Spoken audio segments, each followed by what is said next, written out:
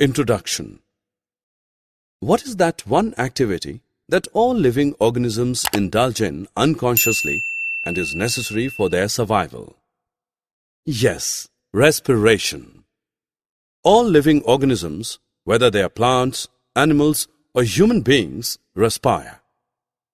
While human beings respire through their lungs, plants do so through tiny holes in their leaves.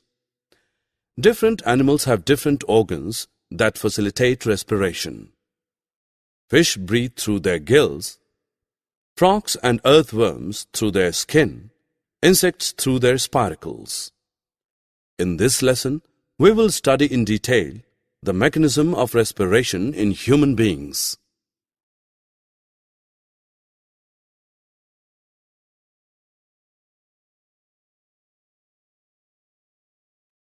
Objectives. At the end of this lesson, you will be able to differentiate between aerobic and anaerobic respiration, define pulmonary respiration, define circular respiration, describe the mechanism of breathing in humans.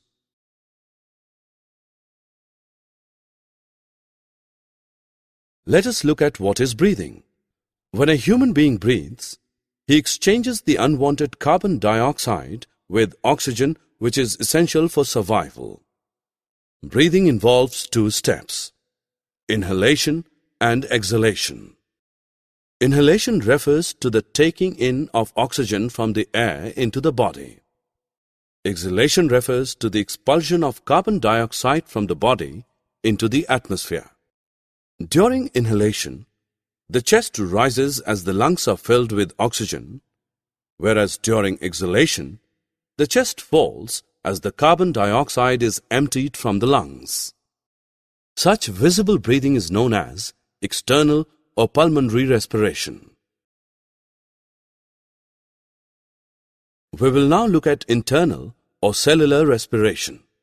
In this process, cells present inside human body exchange unwanted carbon dioxide with the essential oxygen through cell walls.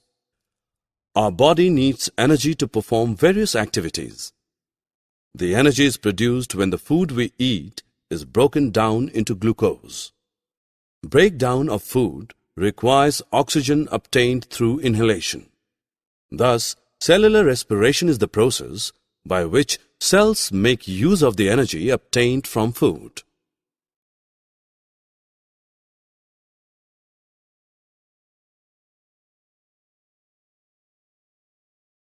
Respiration is of two types: aerobic and anaerobic. Aerobic respiration is the respiration that takes place in the presence of oxygen. In this kind of respiration, food is broken down into glucose in the presence of oxygen.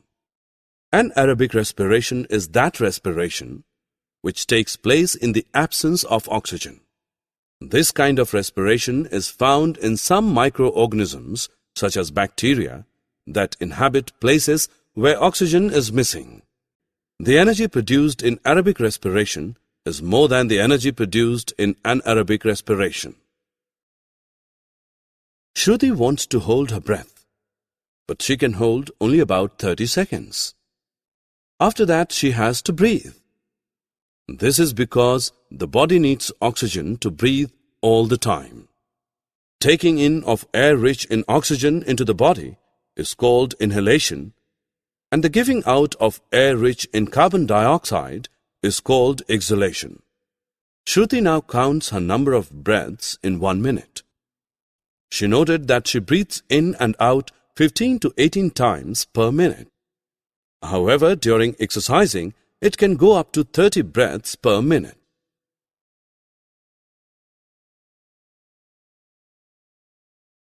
Let us now understand how breathing occurs in human beings.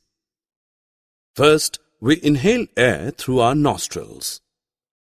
This inhaled air passes into the nasal cavity. Here, the air is filtered and heated. From the nasal cavity, the inhaled air passes down the throat and enters the windpipe known as trachea. From the trachea, it reaches both our lungs, which are present in the chest cavity. This cavity is surrounded by ribs on both sides. These ribs form a cage-like structure called the rib cage.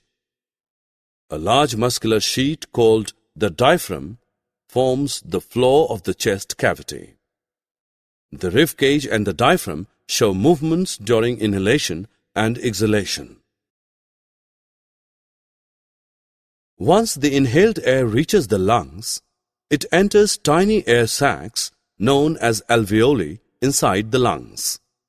Here in the alveoli, gas exchange takes place, that is, oxygen is exchanged for carbon dioxide. The oxygen in the alveoli travels into the bloodstream and is used up in cellular respiration. The carbon dioxide in the blood moves into the alveoli and is expelled out of the human body through exhalation. When we breathe in or inhale, ribs move up outwards and our diaphragm contracts and moves downward. This increases the space in our chest cavity into which our lungs expand.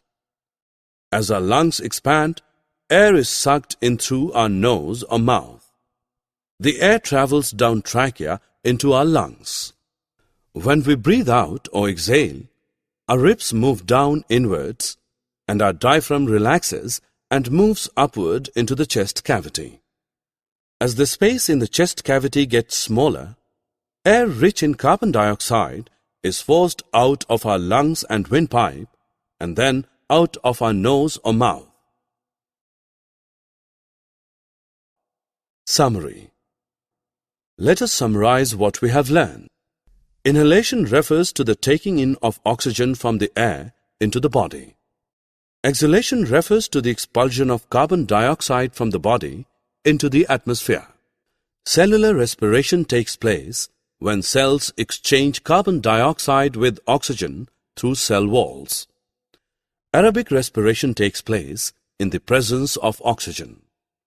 Anaerobic respiration takes place in the absence of oxygen. The windpipe is known as the trachea. A large muscular sheet called diaphragm forms the floor of the chest cavity. Alveoli are tiny air sacs inside human lungs. Oxygen is exchanged for carbon dioxide in the alveoli.